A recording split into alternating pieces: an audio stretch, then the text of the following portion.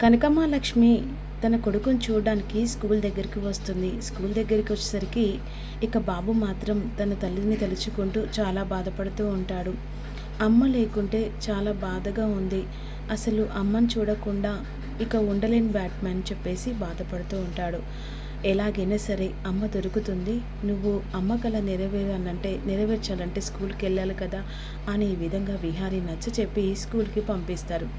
ఈలోపు స్కూల్కి పంపించిన తర్వాత బిహారీ యమున ఇద్దరు కలిసి ఇంటికెళ్ళిన తర్వాత ఎలాగైనా తన కొడుకును కలుసుకోవాలని చెప్పేసి అనుకుంటుంది. కానీ తన కొడుకు తనని గుర్తుపట్టలేని పరిస్థితి. ఆ టైం దాకా అంటే స్కూలు వదిలేసేదాకా అక్కడే ఉంటుంది. ఇక వెంటనే ఇద్దరు పిల్లలు కలిసి బయటకు వచ్చి విహారి కోసం ఎదురు చూస్తూ ఉంటారు. ఆ టైంలో కనకమహాలక్ష్మి పిల్లల దగ్గరికి వెళ్తుంది. పిల్లల దగ్గరికి వెళ్ళేసరికి పిల్లలు మాత్రం కనకమహాలక్ష్మిని చూస్తూ ఉంటారు. ఓ మీరా ఆంటీ అని చెప్పేసి ఇద్దరు పిల్లలు అంటుండగా, ఏంటి స్కూల్ నుంచి బయటకు వచ్చారు, మీ వాళ్ళు రాలేదా అని అన్న తర్వాత, రాలేదంటే వస్తున్నారట మా నాన్నగారు అని చెప్పేసి సిరి అంటుంది. ఇక కాసేపు ఈడ కూర్చుందామా, సరే అని చెప్పేసి ఇద్దరు పిల్లలు అలా మధ్యలో ఇక కనకమహాలక్ష్మి కూర్చొని అటు ఇటు తన బిడ్డను తన కొడుకును కూర్చోబెట్టుకొని ముద్దాడుతూ ఉంటుంది. ఇక ఈలోపు మాత్రం క్రిష్ చాలా సాడ్గా ఉంటాడు. ఏంటి నాన్న నువ్వు మాట్లాడట్లేదు అని అంటుండగా, ఏం లేదు, ఇక ఏంజెల్ ఆంటీ కనిపించట్లేదు, ఏంజెల్ ఆంటీ బ్రతికే ఉందని చెప్పేసి కొంతమంది, చనిపోయిందని కొంతమంది అంటున్నారు. అందుకనే ఇక క్రిష్ ఇలా బాధపడుతున్నాడు. ఇక ఎందుకు అలా బాధపడుతున్నావు, మీ అమ్మ ఎక్కడో చోట బ్రతికుంది, ఇప్పుడు మీ అమ్మ నీ ఎదురుగానే ఉందనుకో, నేనే అనుకో అని ఈ విధంగా అనేసరికి క్రిష్ అలాగే స్టన్ అయి చూస్తూ ఉంటాడు. అంటే ఇప్పుడు మీ అమ్మనే అనుకొని మీ అమ్మతో ఎలా ప్రేమగా మాట్లాడతావో నాతో కూడా అలాగే మాట్లాడు అని చెప్పేసి క్రిష్కి ముద్దు పెడుతుంది. మిమ్మల్ని మాటలు వింటూ ఉంటే మా అమ్మ మాటల్లాగే అనిపిస్తుందని చెప్పేసి ఈ విధంగా క్రిష్ అంటూ ఉంటాడు. ఇక ఈలోపు మాత్రం అదిగో వస్తున్నట్టున్నారు మా నాన్న వాళ్ళు, ఇక మేము బయలుదేరుతాం ఆంటీ, బాయ్ అని చెప్పేసి ఇద్దరు పిల్లలు కలిసి కొంత ముందుకెళ్తారు. ఈలోపు వెంటనే సంధ్య ఇక వెంటనే తన స్టేషన్ నుంచి ఇంటికి వెళ్ళిపోతుంది. ఆ టైంలో వంట చేసి పెడుతుంది. లక్ష్మి ఇవన్నీ నీకెందుకు, ఆ వంట ఏదో ఇంట్లో పని వాళ్ళు చేస్తారు కదా, పర్లేదు సంధ్య, ఇక నేను చేసి పెడతానని చెప్పేసి చేసి పెట్టాను. ఇలా నువ్వు ఇక తలుచుకుంటూ బాధపడే కంటే నేను నీకు ఆఫీస్లో జాబ్ చూశాను. ఆఫీస్లో జాబ్, అవును, త్వరగా రెడీగా మనం ఆఫీస్కి వెళ్దాం అని చెప్పేసి అన్న తర్వాత వెంటనే లక్ష్మి శారీ కట్టుకుంటుంది. ఈ శారీ వద్దు, నువ్వు డ్రెస్ వేసుకోవాలి.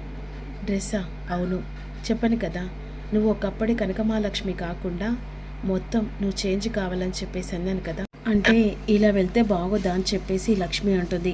ఇలా వెళ్తే బాగోదా అనట్లేదు లక్ష్మి, ఎందుకంటే ఇప్పుడు నువ్వు మొత్తం చేంజ్ అయితేనే అప్పుడు నువ్వు లక్ష్మి అని ఎవరికి అనుమానం రాదు. అందుకని నీ బాడీ లాంగ్వేజ్ నువ్వు మొత్తం చేంజ్ అయితేనే అప్పుడు విహారికి నువ్వు దగ్గరయ్యే అవకాశం కూడా ఉంటుంది. విహారిని నువ్వు గుర్తుపడతాడో లేడో కూడా తెలిసిపోతుంది కదా అని అన్న తర్వాత వెంటనే రూమ్లో డ్రెస్ పెట్టాను, ఆ డ్రెస్ వేసుకుంటా అని చెప్పేసి ఇక కనకమహాలక్ష్మి రూమ్లో పంపించిన తర్వాత డ్రెస్ వేసుకొని బయటకు వస్తుంది. ఇప్పుడు చాలా బాగున్నావు, పద నేను వెంటనే ఇక నుంచి నువ్వు ఈ మెంటల్ కండిషన్ నుంచి బయటపడాలంటే కాస్త నువ్వు జాబ్ మీద కాన్సన్ట్రేట్ చేస్తేనే అప్పుడు అనుకున్నది సాధించగలవు అని అన్న తర్వాత వెంటనే అనుకోకుండా విహారీ ఆఫీస్ దగ్గరికి తీసుకెళ్తుంది. ఈలోపు విహారీ పిల్లలు తీసుకొచ్చి ఇంటి దగ్గర డ్రాప్ చేసి ఆఫీస్కి బయలుదేరుతారు. ఆ సమయంలో అంబిక కూడా అదే ఆఫీస్లో ఉంటుంది. ఇక ఈ ఆఫీస్ దగ్గరికి తీసుకొచ్చావేంటి సంధ్య, అవును ఇక నుంచి జాబ్ చేసేది నువ్వు ఇక్కడే, ఏంటి ఇప్పుడు విహారీ గారి కంపెనీలో నేను జాబ్ చేస్తే ఎలా, చెప్పాను కదా, విహారికి నువ్వు తోడుగా ఉండాలంటే విహారీ పక్కనే ఉండాలి. ఒకవేళ నువ్వు వేరే ఆఫీస్లో వర్క్ చేస్తే విహార్ని ఎలా కనిపెట్టుకుంటుంటావు, అందుకే నేను ముందుగానే విహారితో మాట్లాడాను. అందుకే విహారీ నీ గురించి తెలుసుకోక ముందుకే విహారికి నిన్నే ఇంటర్వ్యూ చేస్తేనే అప్పుడు ఆఫీస్కి దగ్గర ఉంటావు, విహార్ని కూడా కాపాడుకున్నట్టు అవుతుంది. విహార్ని చంపడానికి ఎంతమంది కుట్ర చేస్తున్నారో కూడా నీకు ఆల్రెడీ తెలిసిపోతుంది కదా. కాకపోతే ఇప్పుడు విహారీ గారి పట్ల ఇప్పుడు నేను ఇక్కడ వర్క్ చేయాలంటే నా బయోడేటా మొత్తం తెలిసిపోతుంది కదా, ముందుగానే నేను అన్నీ సేఫ్టీగానే అన్నీ చేసి పెట్టాను. అంటే సరే నువ్వు నాతో పాటుగా రా అని చెప్పేసి ఈలోపు లక్ష్మి తీసుకొని లోపలికి వెళ్ళిపోతుంది. లోపలికి వెళ్తున్న లక్ష్మి ఆ వైపున సంధ్య చూసి, ఇదేంటి ఈ సంధ్య ఇక నిన్న విహాన్ని కాపాడిన అమ్మాయిని తీసుకొని ఇక్కడికి వచ్చిందేంటి అని చెప్పేసి ఈ విధంగా అనుకుంటూ ఇక క్యాబిన్లోకి ముందుగా సంధ్య వెళ్ళి ఇక లక్ష్మి గురించి చెప్పి లోపలికి తీసుకెళ్తుంది. హాయ్ సంధ్య గారు, హాయ్ విహారి గారు, నిన్న నీకు చెప్పాను కదా తనే అమ్మాయి. ఓ నమస్కారం అండి. తను తను ఎక్కడో చూశాను. ఎక్కడో కాదు సార్, మిమ్మల్ని నిన్న రౌడీలు కొడుతుండగా మిమ్మల్ని కాపాడి ఇంటి దగ్గర డ్రాప్ చేశాను కదా సార్. ఓ మీరా? అయినా అంతా అలా కాపాడడం, అలా ధైర్యంగా రౌడీలను కొట్టేసి కాపాడినందుకు చాలా థ్యాంక్స్. ఇక సంధ్య గారు దాని గురించి తెలుసుకోవాల్సిన అవసరం లేదు. తన మంచితనం నిన్ననే కనిపించింది కాబట్టి తనకి జాబ్ ఇచ్చేస్తాను అని చెప్పేసి వెంటనే ఇక తనకి అపాయింట్మెంట్ ఇచ్చేసి జాబ్ ఇచ్చేస్తాడనమాట. సంధ్య ఈలోపు వెంటనే లక్ష్మిని తీసుకొని బయటకు వచ్చిన తర్వాత, చెప్పాను కదా నేను చెప్పినట్టు మాత్రమే విహారి పక్క నుండి ఖచ్చితంగా నువ్వు అనుకునేది సాధించి విహాన్ని కాపాడే బాధ్యత ఇప్పుడు నీ భుజాల మీద పెట్టుకో అని చెప్పేసి అన్న తర్వాత, ఇదేంటి సంధ్య ఆవిడతో డీప్గా మాట్లాడుతుంది అని విధంగా సంధ్య వెళ్ళిపోతుంది. ఈలోపు జాబ్కి అపాయింట్మెంట్ ఇక అయిపోయిన తర్వాత ఇక ఆ టైంలో అంబిక తన దగ్గరికి వస్తుంది.